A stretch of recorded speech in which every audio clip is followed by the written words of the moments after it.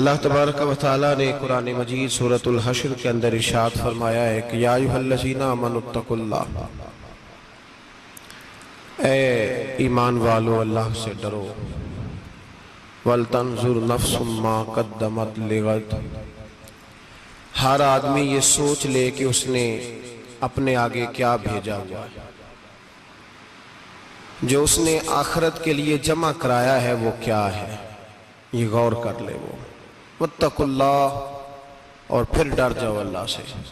इन्नल्लाह खबीरुम बिमा तामलून, फरमाया तुम जितने मर्जी पर्दे डालते फिरो, तुम्हारे रब को तुम्हारे तमाम कामों की खबर है।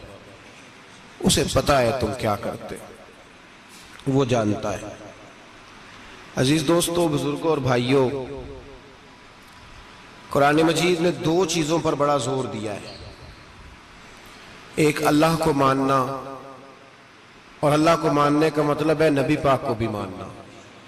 अल्लाह को मानने का मतलब है किताबों को भी मानना, कुरान पाक को भी मानना। लेकिन दो बातें आपको ज्यादा मिलेंगी, एक ईमान, और उसके बाद सबसे ज्यादा जोर है ईमान बिल आखिरत पर।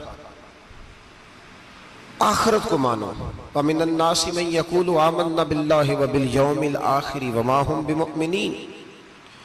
अल्लाह फरमाते हैं कुछ लोगों का दावा है कि हम अल्लाह और आखिरत पर ईमान रखते हैं, हालांकि वो ईमान नहीं रखते, दावा करते हैं, निफाक का मुजाहरा करते हैं, मुनाफिकत करते हैं। जो अल्लाह को मानने वाला होता है उसका रंग और होता है।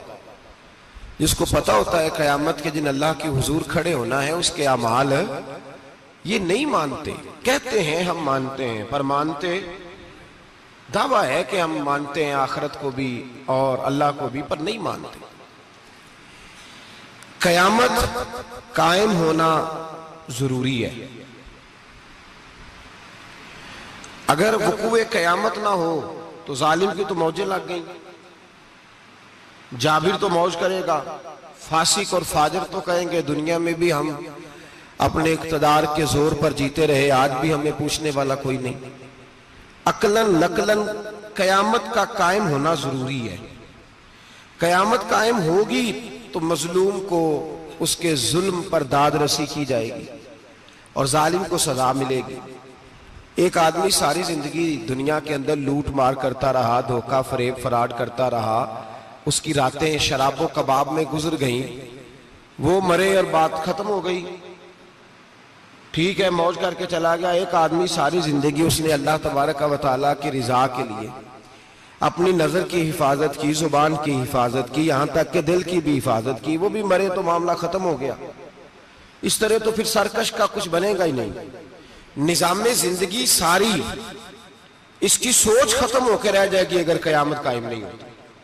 कयामत का कायम होना हक है, इसलिए कुरान मजीद ने एक जगह पे नहीं 20 जगह पे ये बयान फरमाया है कि कयामत जरूर कायम होगी। कयामत, और वो कायम होकर अपने सारे लवाजमात समेत कायम होगी। मेरे नबी पाक सल्लल्लाहु अलैहि वसल्लम ने फरमाया मजलूम को हक मिलेगा, जालिम को सजा मिलेगी। जाबर उस दिन अल्लाह की बारगाह में रुसवा किए जाएंगे, जिन पर जबर करते रहे उन्हें अल्लाह के हुजूर से अता किया जाएगा। कयामत का वकू होना जरूरी है, और कयामत तो जब कायम होगी तब होगी। दुनिया में भी ऐसा होता है, जुल्म का अंजाम ठीक नहीं होता, जबर का अंजाम, झूठ की जिंदगी लंबी नहीं होती, धोखे फरेब फराड मुलम्मा साजी, इन चीजों की उम्रें अल्लाह ने थोड़ी रखी है। वक्ती तौर पर जालिम को, धोखेबाज को, जाबर को जो मोहलत मिलती है वो समझता है मेरी सियासत काम कर रही है, वो समझता है मैं बड़ा दाना हूं, बड़ा चालाक हूं, देख लो इतने जुल्म के, जबर के, धोखे के बावजूद बना हुआ हूं। हालांकि अल्लाह की तरफ से उसे मोहलत मिलती है और बड़ा ही मेहरबान है। मोहलत इस तरह देता है कि मेरे नबी पाक अलैहिस्सलाम ने फरमाया जब मेरा मुसलमान नेकी करता है तो अल्लाह फरिश्तों से फरमाता है 70 गुना बढ़ा के लिख लो इसकी नेकी, 70 गुना। और जब गुनाह करता है तो अल्लाह फरमाता है ठहर जाओ, अभी लिखना ना, इसे टाइम दो। या अल्लाह कितना? फरमाया 24 घंटे तो दो, हो सकता है तौबा कर ले। ये उसकी मेहरबानी है। अब वो जो अल्लाह ने मोहलत दी है ना कि शायद तौबा कर ले, लोग समझते हैं मेरी चालाकी की वजह से निजाम सेट चल रहा है, मैं बड़ा तेज हूं, 2 4 5 बातें बोलता हूं, सब सही हो जाता है। लोग उसको अपनी दानाई समझ लेते हैं, हालांकि वो अल्लाह की तरफ से। फिरौन ने कई 100 साल हुकूमत की और इस तरह उसने जुल्म किए कि लाखों और हजारों बच्चे कत्ल ही करा दिए। 12,000 औरतों के पेट में हमल था, उसने जाया ही करा दिया। जब हजरत मूसा अलैहिस्सलाम अपनी कौम को लेकर निकले, रास्ते में दरिया आ गया, फिरौन पीछे लगा हुआ था। वइज़ फरकना बिकुमुल बहरा फअनजयनाकुम, अल्लाह फरमाते तुम्हारे लिए मैंने दरिया को फाड़ा और तुम्हें निजात दे दी। व अगरकना आला फिरौन, और फिरौन को गर्क कर दिया। वान तुम तंजुरून, तुम खड़े देख रहे थे। अब जब हजरत मूसा दरिया के किनारे पहुंचे तो फिरौन भी पीछे आया। फिरौन लोगों से कहा करता था कि मैं कहता हूं तो दरिया चलता है, मैं कहता हूं तो हवाएं आती है, मेरे हुक्म के पाबंद है सारे। जाग रहे हैं ना आप हजरात, गौर फरमाइएगा बात पर। दावा था उसका कि मैं कहता हूं तो निजाम जिंदगी चलता है। अब जब दरिया के किनारे पहुंचे हजरत मूसा अलैहिस्सलाम, तो अल्लाह ने हुक्म दिया कि आप असा मारे। जनाब मूसा ने असा मारा, 12 रास्ते बन गए। अब हजरत मूसा की कौम गुजर रही थी तो फिरौन से पूछने लगे कि तू तो कहता था मेरे हुक्म से चलता है, तो वो तो हजरत मूसा ने डंडा मारा है तो रास्ता बन गया। बाज नहीं आता इंसान बाज बने बड़े हैं इसके पास, बड़ी दलीलें हैं। झूठ सच बोल के अपने आप को मुतमईन करता है, आखिर दम तक तब्दील होने को तैयार नहीं होता, दलीलें घड़ता रहता है, बनाता रहता है, शोर करता है जानबूझ के। भाई तू तो कहता था मेरे चलाने से चलता है, तो बाज अभी भी नहीं आया। कहने लगा मैंने ही हुक्म दिया है कि जरा फट जा, मुझे ये जिंदा चाहिए। बाज रस्सी जल गई, बाल कहने लगा मैंने ही कहा है दरिया को कि ये मुझे जिंदा चाहिए, मेरे भागे हुए हैं तो इसलिए फटा है, तो आओ मेरे साथ दरिया क्रॉस करें। तो पता तो उनको भी था ना, जितना तो रब बना हुआ है, पता तो था, सारे जानते थे। कहने लगे तू पहले क्रॉस कर, अगर तू बच गया तो हम भी पीछे आते हैं। अब चारों नाचार। एक रवायत तो ये है कि ये जब खुदाई का दावा करता था ना, तख्त पे बैठा होता था, तो एक दिन हजरत जिब्रील आए इसके पास इंसानी शक्ल में। तो कहने लगे मैं बड़ी दूर से आया हूं, तो एक मसला पूछना था। का पूछो। कहने लगे एक गुलाम था किसी बादशाह का, तो बादशाह ने उसे थोड़ी देर के लिए एक इलाके की सरबराही दे दी। कितनी देर के लिए? कितनी देर के लिए हमें सरबराहियां मिलती हैं? क्यों जी? थोड़ी देर के लिए मिलती है ना। थोड़ी देर के लिए सरबराही दे दी एक गुलाम को। जरा बात को समझिए। हजरत जिब्रील पूछते हैं, कहते हैं सरबराही मिल गई। अब वो मालिक ही बन के बैठ गया है, वो बात ही नहीं सुनता। उसको थोड़ी देर के लिए बनाया था, वो तो खुदाई का दावा करने लगा है। आप बताएं उसका अंजाम क्या होना चाहिए, ये मसला पूछने आया हूं।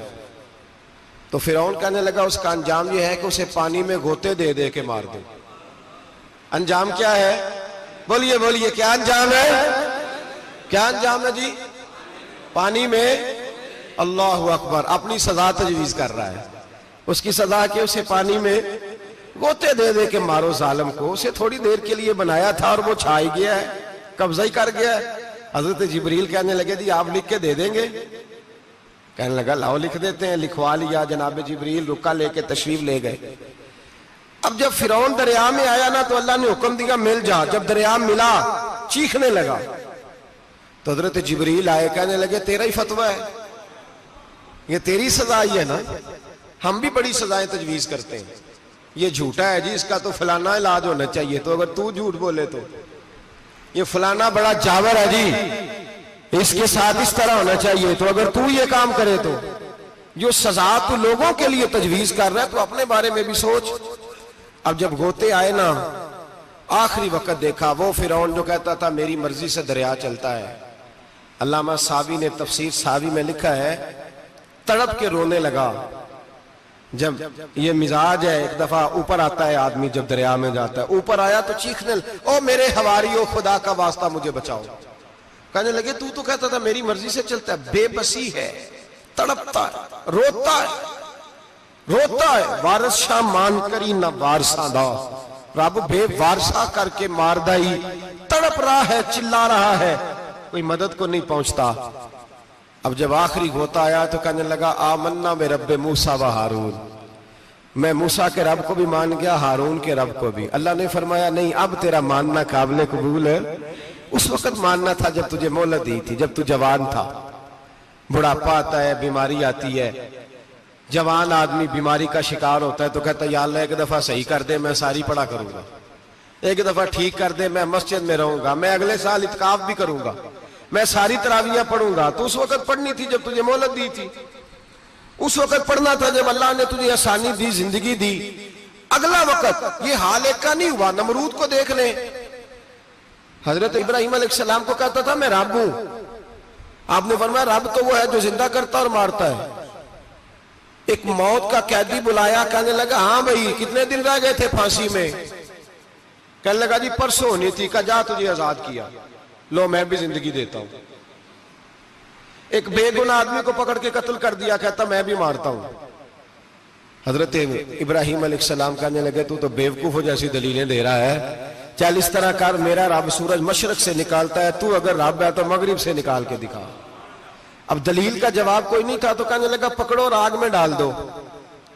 अल्लाह के नबी को आग में डालने वाला, यहां एक मच्छर बैठा है, 400 साल हुकूमत की और खुदाई का दावा किया। यहां मच्छर बैठा था, छींक आई तो मच्छर अंदर चला गया। पहले दरबार का अदब यह था कि जो आए सजदा करे।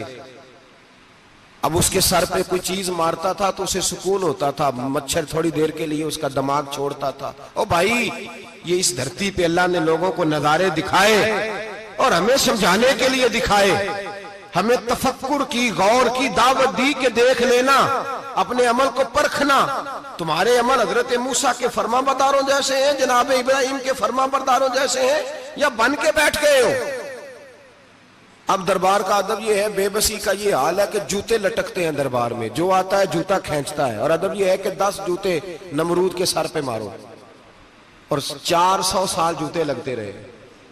रोता था, जो आदमी आता था मिन्नतें करता था, कहता था कहीं से कोई दवाई मिल जाएगी। पागलों जैसी जिंदगी गुजारी, पागलों जैसी सख्त। वो तो हिसाब, वकूए कयामत तो हिसाब होगा ही। यहां लोग पागल होके मरते हैं, माज़अल्लाह, नफ्सियाती मरीज होके मरते हैं।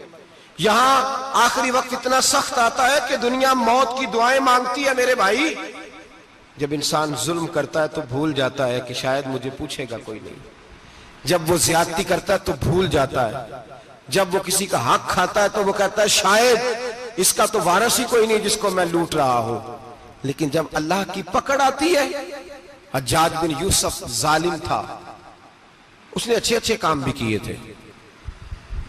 कुरान पाक पर जेरे ज़बरे आराब हज्जाज बिन यूसुफ ने लगवाया।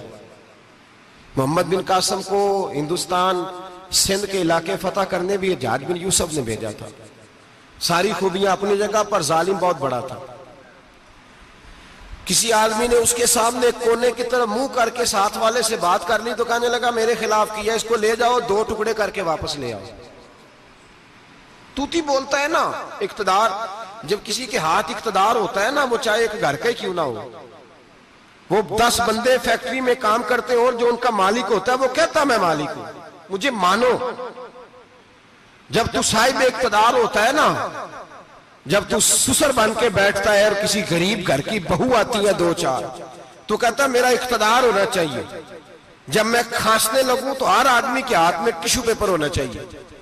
जब मैं बोलने लगूं तो बंधे हुए हाथों से हर आदमी जी जी करता हुआ खड़ा होना चाहिए। जिस आदमी का, और ये काम बहू भी करती है कई दफा, वो भी कहती है कि तुम्हें पता नहीं मैं कितना लंबा चौड़ा जहेज लेके आई हूं। जब मैं सोने के लिए अपने बेडरूम में जाऊं तो खबरदार, बूढ़े बाबे को इजाजत नहीं कि वो खांसे। अम्मा को चाहिए कि अगर उसको बड़ी सख्त प्यास भी लगी है तो मेरे सोते सोते बावर्ची खाने में बर्तन ना खटखटाए। जो जहां भी जिस स्टेज पे भी बैठता है वो कहता है कोई नहीं मुझे पूछने वाला, मैं मुतले को लेनान हूं। जवान बूढ़ों का मजाक उड़ाते हैं, समझते हैं शायद कभी बूढ़े ही नहीं होना, मजाक उड़ाते हैं। तंदुरुस्त लोग बीमारों का मजाक उड़ाते हैं, शायद कभी बीमार नहीं होना। हज्जाज बिन यूसुफ जालिम था, जुल्म करता था, ज्यादती करता था। हजरत सईद बिन जुबैर एक ताबी बुजुर्ग थे, इतने बड़े बुजुर्ग थे कि सारी रात नमाज पढ़ते थे, सारा साल रोजा रखते थे। एक दिन उन्होंने मिंबर पे बैठ के कहा कि हज्जाज जुल्म से बाज आ जाए वरना अल्लाह की लाठी बड़ी बेआवाज है। अल्लाह की लाठी, इसका क्या मतलब होता है? इसका मतलब है जब रब की लाठी चलती है तो उसकी आवाज जी, उसका पहले कोई पैगाम, वो पहले ऐलान नहीं करता कि तगड़े हो जाओ लाठी चलने लगी है। लाठी चलती है पर उसकी आवाज, समझ आ रही है मेरी बात की? जुमातुल विदा के लिए तशरीफ लाने वाले अहबाब खास गौर फरमाइएगा। हज्जाज बिन यूसुफ को पता चला कि हजरत सईद बिन जुबैर ने मेरे खिलाफ बात की, बुला लिया, कहने लगा तूने मेरे खिलाफ बात की है? फरमाने लगे की है। कहने लगा तुझे पता है मैं कत्ल कर दूंगा? आप फरमाने लगे ना तू जिंदगी का मालिक है ना मौत का मालिक है, तू कैसे कत्ल कर? कहने लगा तुझे पता है मेरा? फरमाया मैंने तुझे नहीं, मैंने तो कई शद्दाद, कई हम्माद, कई कारून, कई फिरौन, कई नमरूद देखे, कईयों की दास्तानें सुनी, तू कौन है? तू तो छोटा सा है। एक जुमला है मुल्ला जलालुद्दीन रूमी का, बड़े दरवेश थे, एक बात कह गए, कहने लगे नमरूद जितने पैसे नहीं, फिरौन जितनी हुकूमत नहीं, कारून जितनी दौलत नहीं, वरना फरमाने लगे मेरे जमाने में भी कई लोगों का खुदा बनने को दिल करता है, कई लोगों का दिल करता है, लेकिन नमरूद जितने पैसे, फिरौन जितनी ताकत और कारून जितनी दौलत नहीं, वरना हो सकता है लोग दावा कर जाए माज़अल्लाह सुम्मा माज़अल्लाह। ये आज से कई सौ साल पहले वो कह रहे हैं, आज तो हालात बड़े अबतर है, उसकी निस्बत खतरनाक। फरमाने लगे हजरत सईद बिन जुबैर तू जिंदगी मौत का मालिक नहीं। कहने लगा पकड़ो, कत्ल करो इसे, ले जाओ। जब पकड़कर खींच कर ले जा रहे थे ना, तो हजरत सईद बिन जुबैर मुस्कुराने लगे। अब जालिम के सामने मुस्कुराए तो उसको बड़ा गुस्सा आया, ये मेरा मजाक उड़ाता है। बुला लिया, इधर आओ, क्यों मुस्कुरा रहे हो, क्या हुआ? तो हजरत सईद बिन जुबैर कहने लगे मैं मुस्कुरा रहा हूं तेरी बेवकूफी पर और अपने अल्लाह की दी हुई ढील पर। मैं मुस्कुरा रहा हूं कि या अल्लाह क्या बात है, क्या तेरा शान है, कैसे लोगों को ढील दी हुई है। मैं मुस्कुरा रहा हूं तेरी बेवकूफी पर कि तू समझता है शायद मुझे पूछने वाला कोई नहीं। कहने लगा इसको बाहर ना ले जाओ, मेरे सामने कत्ल करो। ठीक है जी, कत्ल करने लगे तो हजरत सईद बिन जुबैर ने मुंह काबे की जानिब कर लिया। इन्नी वज्जहतु वजही लिल्लज़ी फतरस समावाति वल अर्द हनीफम वमा अना मिनल मुशरिकीन। जब आपने ये आयतें पढ़ी ना कि मैंने मुंह कर लिया है अपने रब की जानिब, करो मुझे कत्ल, कहने लगा नहीं नहीं इसका मुंह फेरो, काबे की तरफ हो के कत्ल ना हो। है जालिम पर पागल हो गया है। हजरत सईद बिन जुबैर के हौसले ने शिकस्त दे दी, नाकाम हो गया, मखबूतुल हवास हो। कहने लगा इसका मुंह फेर दो। जब काबे से फेरा तो आप फरमाने लगे लिल्लाहिल मशरिकु वल मगरिबु फइन्नमा तवल्ला फसम्मा वजहुल्लाह। अल्लाह फरमाता है तुम मशरिक और मगरिब सारा ही अल्लाह का है, जिधर भी मुंह करोगे उधर अल्लाह ही अल्लाह है, जिधर भी मुंह करोगे उधर अल्लाह ही अल्लाह है, चारों जानब। फेर दे जिधर मुंह फेरना है तूने, फेर दिया मुंह। हजरत सईद बिन जुबैर के गले पे खंजर रखा तो आपने हाथ उठाए, कहने लगे ए अल्लाह मेरे बाद इसे किसी और पर मुसल्लत ना करना, मेरे बाद किसी और पर मुसल्लत ना, बस मैं आखिरी हूं। जब आप ज़िबा हुए तो इतना खून निकला, इतना खून निकला कि लोग कहते हैं जितना ऊंट के वजूद से निकलता है। तर हो गया सारा उसका दरबार। एक समझदार आदमी को बुला के कहने लगा इतना खून मैंने पहले कभी, मैंने बड़े बंदे कत्ल कराए हैं पर इतना खून नहीं निकला। तो वो कहने लगे लोग मर जाते, मरते वक्त डर जाते हैं, सहम जाते हैं, खून सुकड़ जाता है, लगता है ये शख्स जब दुनिया से गया है तो डट के गया है, ये डट के गया है दुनिया से। हज्जाज बिन यूसुफ रात को सोया तो तड़प के उठा, क्या हुआ? घर वाले कहने लगे क्या हुआ? कहने लगे सईद बिन जुबैर ख्वाब में आया और कहते हैं उठ मुझे बता तूने मुझे क्यों कत्ल किया, बता बता क्यों मारा। अगली रात फिर सोया तो वही ख्वाब, फिर सोया तो वही ख्वाब। गुनाह नफ्सियाती मरीज बना देता है, जुल्म तुझे मखबूतुल आवास कर देता है। जब तू ज्यादती करता है तो अल्लाह फरमाते हैं कि मैं, तू अल्लाह को भूलता है, अल्लाह तुझे अपना आप भुला देता है। फिर तू भूल जाता है, फिर तू सीधे रास्ते पे चलता है पर भटक जाता है, फिर तू सही रास्तों का तायुन करके भी गुमराह होता है, फिर तू रोज वही गाड़ी चलाता है, पर अब जब तू ब्रेक लगाता है तो नहीं लगती। जब गुनाहों के साथ तू मखबूतुल आवास होता है, तू रोज वो कारोबार करता है, लेकिन जब तेरे गुनाह तुझे घेर लेते हैं फिर उसी कारोबार में तू नुकसान उठाता है। हज्जाज बिन यूसुफ तड़पता है, रोता है, यहां तक कि बीमार हो गया, पेट में दर्द होती है, पता नहीं क्या हुआ, तकलीफ होती है, पता नहीं। सारे हकीम, तबीब, डॉक्टर, कोई ना समझ सका कि बीमारी क्या है। जो बीमारियां खुदाई होती हैं उनका लोगों को पता, जो आजमाइशें रब की जानिब से होती हैं वो डॉक्टरों के हत्थे नहीं चढ़ती। जो तकलीफें अल्लाह देता है उनका हकीम, तबीब इलाज नहीं कर पाते, मुश्किल। और शिफा उसी वक्त होती है जब अल्लाह देना चाहे, और जब रब ही देना ना चाहे तो बड़े बड़े डॉक्टर कहते हैं कि हमारे बस की बात नहीं रही। बगदाद से हकीम आए, पेट देखा, कहने लगे ना तेरे मिर्दे में कोई दिक्कत है, ना तेरे जिगर में, ना किसी और जगह, माजरा क्या है? एक आखिरी इलाज है, आखिरी। वो क्या? गोश्त का छोटा सा टुकड़ा धागे के साथ बांध के मुंह में डाला और फिर एक बारीक सा तिनका लेके उसको अंदर डालने लगे गले में। वो गोश्त का टुकड़ा जब हलक के अंदर उतर गया, उस हकीम ने वापस खींचा तो कैसे ऐसी बदबू आई जैसी कभी सूंघी न थी। जानवर, कीड़े मकोड़े लगे हुए बाहर निकले, और जब देखा तो जितने महल में लोग बैठे थे चिल्लाते हुए निकल गए कि ये क्या मुसीबतें हैं। हकीम भी उठ के दौड़ने लगा, कहा तुझे क्या हुआ? कहने लगे हज्जाज तेरी बीमारी जमीनी नहीं, तेरी मुसीबत जमीनी नहीं। कहा मेरी मर्ज तक तुम क्यों नहीं पहुंच पा रहे? तो कहने लगे लगता है तू बद्दुआ का मरीज है, लगता है तू जुल्म का मरीज है, तू जबर का मरीज है। तड़पता रहा, सिसकता रहा। एक वक्त वो भी आया कि घर वालों ने कमरे में बंद करके ताला लगा दिया, दीवार से टक्करे मारता। ओ भाई, जो गुनाहों के बीमार होते हैं उन्हें शिफा नहीं होती, जो जुल्म, जबर, बर्बरियत के बीमार होते हैं उन्हें सुकून कल्बी मुयस्सर नहीं आता। दवाइयां उन बीमारियों की बनी हुई हैं जो बीमारियां जमीनी हैं, जो बीमारियां खुराक की बदपरहेजी से होती हैं, जो गुनाहों की बदपरहेजी से होती हैं, उनकी बीमारियां, उनकी शिफा तौबा है, उनकी शिफा रुजू इल्लाह है, उनकी तौबा अल्लाह से माफी मांगने से शिफा होती है। हज्जाज जब मरने लगा तो बुलाया, ये रंग भी जरा मुलाजा कीजिएगा, दो चार करीबियों को बुलाया। पता होता है ना अपने करतूतों का, आदमी को पता सारा है, सरदार नुकीतियां जब पता होता है सारा। बुला के कहने लगा जब मैं मर जाऊं तो मुझे रात को दफन करना। क्यों भाई? औरत है? कहने लगा नहीं, रात को दफनाना। ठीक है, रात को दफना देंगे। फिर कहने लगा जब सुबह हो जाए तो सुबह होने से पहले पहले मेरी कब्र जमीन के बराबर कर देना, निशान मिटा देना। का वजह तू कलमा पढ़ता है और हुजूर का हुक्म है कि कब्र कम अज कम एक बालिश, एक गेट ऊंची होनी चाहिए जमीन से, कम अज कम। तो तू तेरी कब्र मिटा दे, वजह पता होता है अपने जुल्मों का। कहने लगा मुझे पता है लोग मेरे मरने के बाद मेरी कब्र भी नहीं छोड़ेंगे। दुनिया में तो मेरे जबर की वजह से कोई आ ना सका, लेकिन मेरी कब्र भी लोग जनाजों में बातें शुरू कर देते।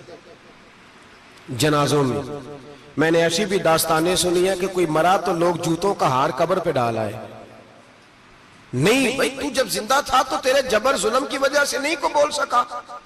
एक तो है कयामत में हिसाब होगा, यहां दुनिया में हिसाब होने लगता है। इतनी इतनी लंबी जुबानें लोगों की लटक कर मरते वक्त बाहर निकल आती हैं। दुआ करें, जुमा है, अल्लाह ताला ईमान की मौत अता फरमाए। दुआ फरमाए रब ताला, अल्लाह तबारक व ताला तौबा करके जाने की तौफीक अता फरमाए। जागे जागे और सुने और दुआ करे, ए अल्लाह तू हमें जुल्म से वैसे ही महफूज फरमा। अगर हम ज्यादती करने लगे तो ए अल्लाह हमें उससे मना फरमा, हमें उससे तू ये तौफीक दे कि हम बाहर आ जाए उस गुनाह से। मेरे भाई, एक तो दुनिया में सजा है, फिर कयामत की सजा है, और वो ज्यादा सख्त है, वो ज्यादा सख्त है।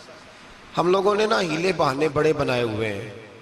बैंक के साथ कारोबार करने वाला कहता है नहीं नहीं मजबूरन लिया है, मजबूरन। मर रहा था तू, आखिरी लबों पे था तो जायज है, जायज है। उस वक्त जब तुझे खाने को लुकमा न लगे तो हराम खाना भी जायज है। क्या दिक्कत थी? क्यों अल्लाह रसूल के मुकाबले में खड़ा हुआ तू? क्यों सूद का धंधा किया? क्या क्या तकलीफ थी? क्या कहां तू उलझ गया था? हम जानबूझ के अपने लिए जहन्नम इकट्ठी करते हैं, फिर कहते हैं सुकून नहीं जिंदगी में। कहां सुकून आएगा? कैसे आएगा? हमने खुद आग लगाई है चमन में अपने, जो कयामत की सजा है। मेरे नबी पाक अलैहिस्सलाम ने फरमाया रब तुम्हें सामने खड़ा करेगा। और किस तरह खड़ा करेगा? फरमाया लोगों के वजूद से कपड़े उतर जाएंगे, जमीन इस तरह दहकेगी जिस तरह तांबा जमीन पे रखा जाए और आग जलाई जाए। तांबा देखा है आप लोगों ने? ये भी गर्मी गुजरी है ना, तो फर्श पर जब सूरज पड़ता था तो नंगे पांव चला नहीं जाता था। सही कह रहा हूं?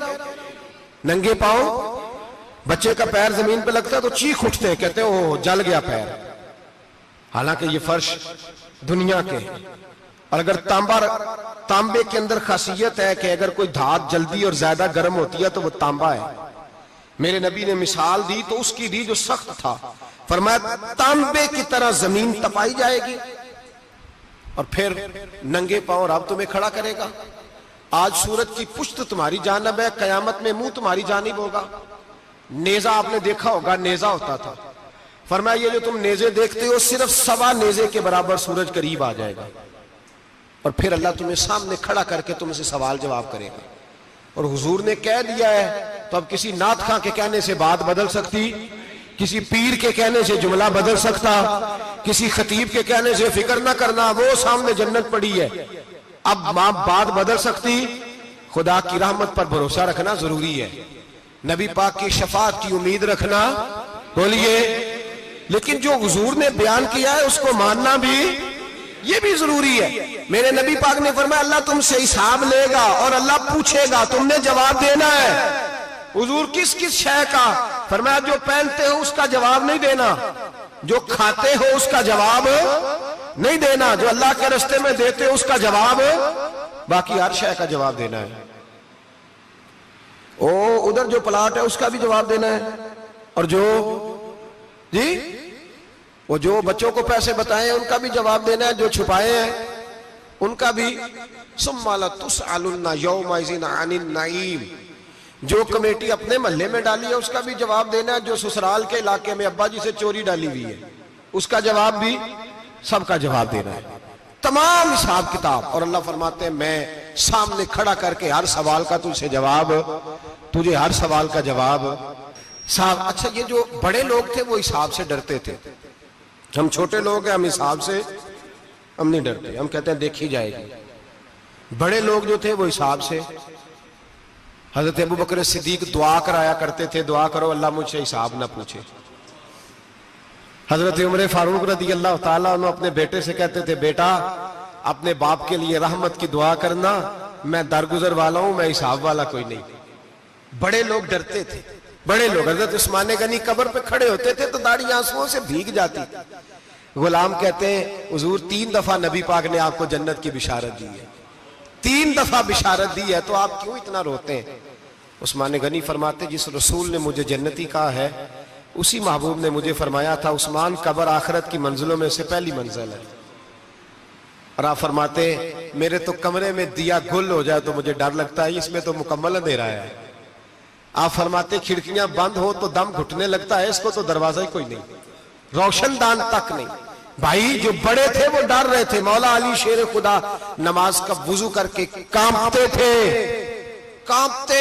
अली आप मरहब के सामने नहीं कांपे, खैबर का दरवाजा उखाड़ते नहीं कांपे, बदर ओहद खंदक हुनैन और खैबर में नहीं कांपे, तो यहां आप फरमाने लगे मालिक के सामने जाते हुए डर आता है। बड़े लोग कांपते थे, बड़े लोग। आज कौन सा जुमा है? सारे बोलिए। हालांकि ये अगले साल दोबारा आएगा, हमारा नहीं पता कि हम विदा हो जाएं कि क्या बने। ये कौन सा जुमा है?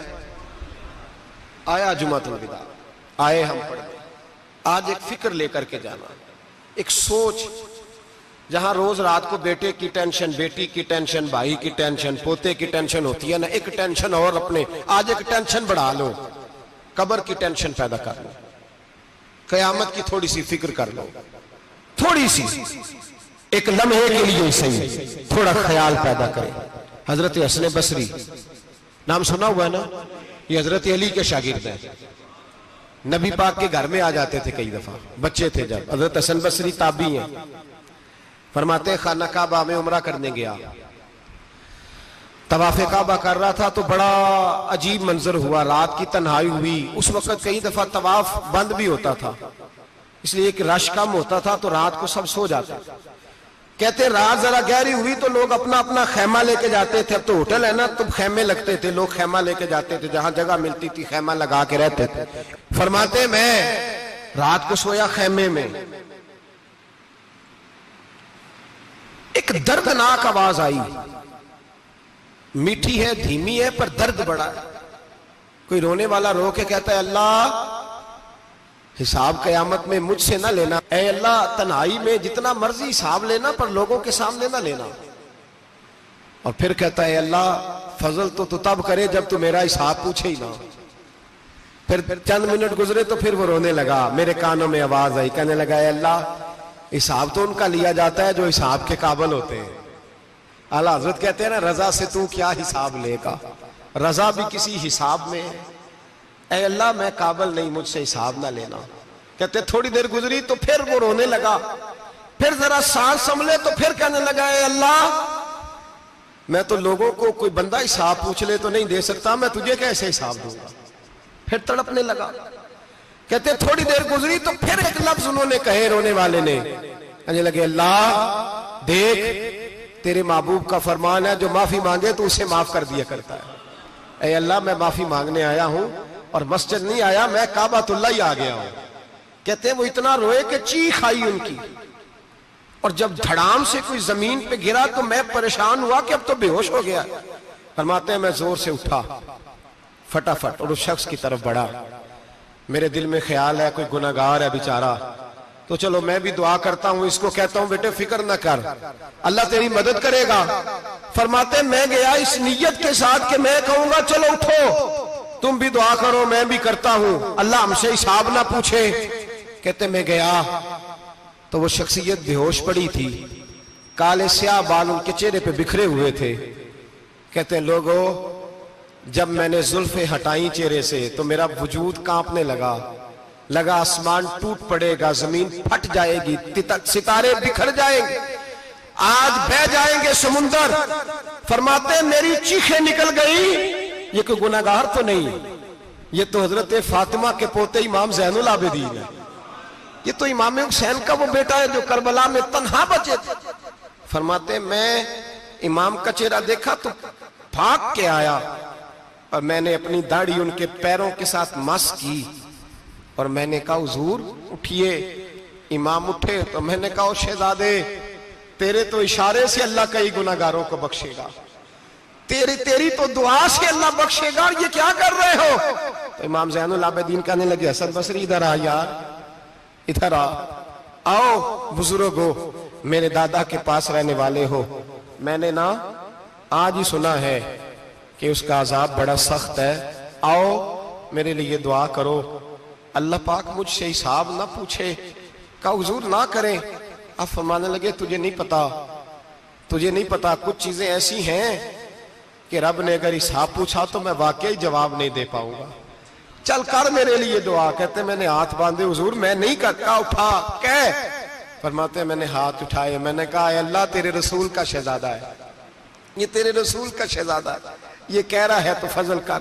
ओ भाई जो बड़े थे वो तो तड़पते थे, सिसकते थे। अबू अली हीती कहते खाना काबा में पत्थर पे सर रगड़ रगड़ के कोई बूढ़ा कह रहा था ऐ अल्लाह अव्वल तो हिसाब ना लेना, और अगर लेना तो मुझे अंधा करके उठाना, मैं तेरे नेक बंदों के सामने शर्मिंदा नहीं। इकबाल रो पड़े। इकबाल कुछ लोगों ने लिखा है ये आखिरी रुबाई है डॉक्टर इकबाल की, आखिरी, इसके बाद शायद उसने कलाम ने, कुछ सीरत निगारों का ख्याल है। इकबाल मदीने की तरफ मुंह करके कहने लगे तू गनी अजहर दो आलम मन फकीर, अल्लाह तू गनी है मैं तो फकीर हूं, रोज मक्शर उज्र हाय मन पजीर, ऐ अल्लाह अव्वल तो मेरा कोई उज्र कबूल कर लेना मक्शर के दिन, और अगर ना करना हुआ अगर तुम्ही बीनम हिसाबम ना गुजीर, अगर जरूर ही मेरा हिसाब लेना है ऐ अल्लाह, अगर तूने जरूर लेना है ऐ अल्लाह अगर जरूर ही लेना हिसाब, अव्वल तो मेरा उज़र मान लेना, मेरी कमजोरी पे रहम करना। ऐ अल्लाह मेरे बुढ़ापे पर, मेरी कमजोरी पर रहम करना। अगर जरूर हिसाब लेना है अज निगाहे मुस्तफा पिन्हा बगीर, तो ऐ अल्लाह जरा हुजूर की निगाहों से ओझल करके लेना। ऐ अल्लाह मुझे शर्म आएगी। मेरे मुस्तफा करीम फरमाएंगे मैं तो तुझे हर बात समझा के आया, एक एक जगह तेरी रहनुमाई करके आया, तू कैसे अमल कमा, जरा जरा ओझल करके अज निगाहे मुस्तफा पिन्हा बगीर, जरा हुजूर की आंखों से ओझल करके साइड पे करके लेना, मैं बर्दाश्त नहीं कर पाऊंगा। हजरत अबू अली इती कहते हैं बाबे ने सर रखा हुआ है और कहते हैं अल्लाह मुझे अंधा करके उठाना। फरमाते मैं गया, मैंने कहा चलो मैं दुआ करता हूं जाके। फरमाते जब मैंने जाके बुजुर्गों की कमर पे हाथ रखा, उनका चेहरा देखा तो ये कोई गुनाहगार तो नहीं, ये तो बगदाद के पीर अब्दुल कादिर जिलानी है, ये तो महबूब सुमानी गौसे समदानी है, ये तो वो शख्स है जो कदम लगाए तो अल्लाह विलायत अता करता है। जो बड़े थे वो डर रहे थे। मोइनुल मिल्लत वद्दीन अताए रसूल हिंदुल वली गरीब नवाज हजरत ख्वाजा मोइनुद्दीन अजमेरी रहमतुल्लाह अलैह, ख्वाजा कुतुबुद्दीन बख्तियार काकी को तन्हाई में बुला के कहने लगे मोइनुद्दीन सैयदजादा है, मोइनुद्दीन हुजूर के खानदान में पैदा हुआ है, मोइनुद्दीन से इसके पीर को बड़ी उम्मीदें थी। मोइनुद्दीन को रसूल पाक ने हिंदुस्तान भेजा था, पर कुतुबुद्दीन यार मोइनुद्दीन तबलीग का हक नहीं अदा कर सका। हजरत ख्वाजा कुतुबुद्दीन कहने लगे हुजूर 90 लाख तो मुसलमान कर दिए, और क्या हक था? फरमाया नहीं, जब तू तहज्जुद की नमाज पढ़े ना बेटा अपने लिए दुआ मांगना तो खुदा से कहना मौला मेरे पीर की कोताहियां माफ कर। वो जिस एजाज का था वो काम नहीं कर सकते, जो बड़े थे उनकी तो बातें बड़ी थी। ये जो हम छोटे आए हैं ना नए, टिकटें देते फिरते हैं, टिकटें, बेनमाजी जाहिल अनपढ़ पीर टिकटें बांटता है लोगों को, तू भी बख्शा है, तू भी बख्शा है। वो 90 लाख लोगों को राय हक पर लगा के भी कहते थे नहीं हक तो ये है कि हक अदा ना हुआ, हक तो ये है कि हक, कोई शाही पल्ले नहीं, डटा हुआ खड़ा है मुसलमान, डटा हुआ। ये हिसाब सुने। किसी ने हजरत अबू हुरैरा से कहा कि कोई ऐसी हदीस सुनाओ जो आपको भी बड़ी महबूब हो। हजरत अबू हुरैरा ने चीख मारी, रोने लगे और बेहोश हो गए। फिर हिलाया, पानी पिलाया, उठे, कहा हुजूर बात की थी, हदीस सुनाए, फिर रोने लगे। हमें तो नहीं ना रोना आता, हमें तो तब आता है जब बेटा बात ना माने, हमें तो तब आता है जब कारोबार में नुकसान हो जाए, हमें तो तब रोना आता है जब हमारा कोई दोस्त हमारे बारे में गलत बात कर दे, बेइज्जती दुनिया की हो जाए। हजरत अबू हुरैरा 3 दफा होश आया, 3 दफा रोए और कहने लगे अजीजों ये वो वाली हदीस है कि मैं सोचता भी हूं तो मैं तड़प उठता हूं। कहा कौन सी हदीस? तो हजरत अबू हुरैरा कहने लगे मैंने नबी पाक से सुना है कयामत में सबसे पहले उलमा का हिसाब होगा, सबसे पहले उलमा का। रब करीम फरमाएगा तुम्हारी दीन के नाम पर बड़ी मौजें थी, तुम्हारे बड़े पोस्टर छपते थे, लाइनें बना के लोग तुम्हारे हाथ चूमते थे, लोग तुम्हारी घड़ी को भी चूमना अपने लिए सादत समझते थे। बताओ मेरे रसूल के नाम पर खाने वालों क्या करके आए हो? अमल बताओ, अमल। मौज बड़ी की ना तुमने, बताओ अमल। उलमा आलिम अर्ज करेगा अल्लाह मैं जगह जगह तेरे रसूल के दीन की बात करता था, मैं कुरान के दर्स देता था, मैं रातें बेदार रह के तैयारियां करता था, मैं जो बन सका किया। रब फरमाएगा नहीं, तूने तो इसलिए किया था कि लोग तुझे पीर साहब कहें, मौलाना साहब कहें, तेरे नारे लगाए तो लगे नहीं फिर तेरे नारे, फिर लोगों ने लंबे लंबे अलकाबात पुकारे नहीं तेरे। हुजूर सैयद आलम अलैहिस्सलाम फरमाते पहला हिसाब उसका लेगा जो आलिम कहलाता था। रब पूछेगा तुझे ताकत दी, हिम्मत दी, बोलने की सलाहियत दी, अपने फजल से दी, बता क्या कमा के आया है। हजरत अबू हुरैरा रोते हैं, कहते हैं मैं भी तो हदीसें सुनाता हूं, मैं भी तो आलिम हूं, मेरे पीछे भी तो लोग भागते हैं। लोगों बताओ, अगर अल्लाह ने अबू हुरैरा से पूछा तो क्या जवाब देगा? अल्लाह फरमाएगा उलमा के लिए बुखारी मुस्लिम है, इन्हें उठाओ और जहन्नम में डाल दो। इमाम गजाली फरमाते हैं अगर किसी आलिम को सजा मिली तो सख्त सख्त आलिम को मिलेगी। दुआ फरमाए अल्लाह मेरे जैसे लोगों को हिदायत का रास्ता अता फरमाए, और जो कहते हैं समझते हैं अल्लाह उस पर अमल की तौफीक अता फरमाए।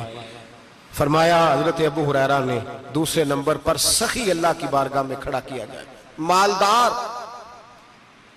रब फरमाएगा बोल, कुछ ऐसे भी थे जिनके पास शाम की रोटी नहीं थी, तुझे मैंने तेरी तिजोरी भर के तुझे दौलत अता की, तुझे विरासत में मैंने मुरब्बे दिए, जायदादें दी। बता, वो कुछ वो थे सवेरे मजदूरी करने जाते थे, कमा के लाते थे, हजारों रुपया तेरी बैंक में पड़ा था, बता क्या किया तूने? ऐ अल्लाह मैंने मस्जिद में दिए, मदरसे में दिए, 30 दिन अफ्तारियां पकाता रहा। अल्लाह फरमाएगा तू झूठ बोलता है, तू सारा कुछ इसलिए करता था कि लोग तुझे सखी कहे। हाँ हाँ, तेरा ऐलान हुआ मस्जिद में, लोगों ने कहा वो देखो कितने पैसे दे रहा है, इसका वो देखो नाम लिखा हुआ है अस्पताल के एक कोने में कि ये वाला ब्लॉक फलां सेठ साहब ने बनाया, ये देखो लिखा हुआ है कि ये कमरा मदरसे का इसने बनाया, तो लिख दिया गया, नारे लग गए, अब जा दौड़ जा। अल्लाह जहन्नम में फेंक देगा। फरमाया फिर शहीद खड़ा किया जाएगा। हाँ भाई तुझे ताकत दी, हिम्मत दी, बता कहां खर्च की, कहां? ए अल्लाह शहीद ही हो गया। फरमाया वो तो इसलिए हुआ था कि लोग तुझे शहीद कहें, बहादुर कहें, तेरे नाम पे रोड का नाम रखा जाए, तमगाए हुस्ने कारकर्दगी मिले, सो मिल गया। मेरे लिए बता क्या करके आया है मेरे लिए?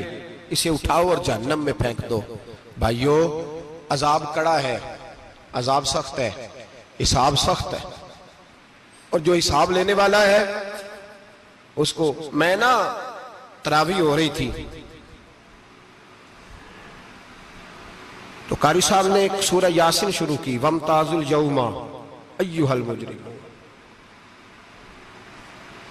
अल्लाह फरमाता है कयामत में मैं कहूंगा मुजरिम जो है ना वो सफों से बाहर आ जाए, सफों से बाहर आ जाए।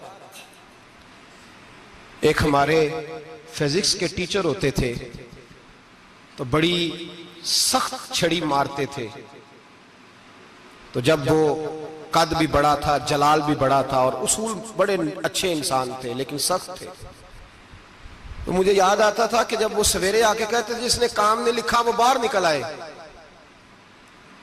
2 किस्म की चोट लगती थी। एक तो ख्याल ये आता था कि शर्मिंदगी बड़ी होगी कि सारे स्टूडेंट बैठे हैं और 2 3 4 उनको कहा वहां मुर्गे बन जाओ, बड़ी शर्म आती थी।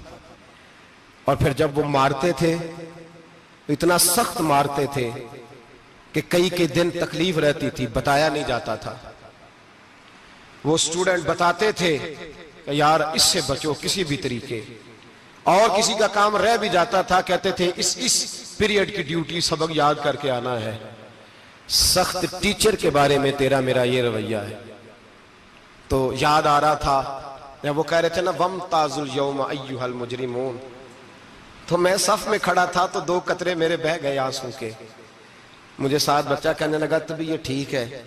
मैंने कहा तबीयत तो ठीक है, कुछ याद आ गया है कि मैदान महशर में यहां तो छुपे हुए हैं ना ऐब, छुपे हुए। और भाई रब बड़ा करीम है, ऐबों के बावजूद नवाजता है। मेरा दावा यह है अगर हमारे ऐब खुल जाएं, लोग हमें धरती पे जीने ना दें, लोग जीने ना दें, निकाल दें, अपने भी हमें बर्दाश्त ना करें, ये तो उसका करम है। पता सारा है सरदार नु कीतियां दा, पर्दा चपाया ही तेरा भला होसी। वमताजुल यौमा अय्युहल मुजरिमून। अल्लाह फरमाएगा मुजरिम बाहर आ जाए। या अल्लाह क्या होगा जब सवाल जवाब होंगे? तो रब फरमाते हैं तेरी जुबान पे मोहर लगा के बंद कर दूंगा, तेरे हाथ बोलेंगे, पैर बोलेंगे, सर बोलेगा, पेट बोलेगा। उस वक्त की फिक्र पैदा करें, टेंशन पैदा करें। वकूए कयामत हक है। और बांध के ना लोग पैर बांध के जोर के साथ बांधते हैं।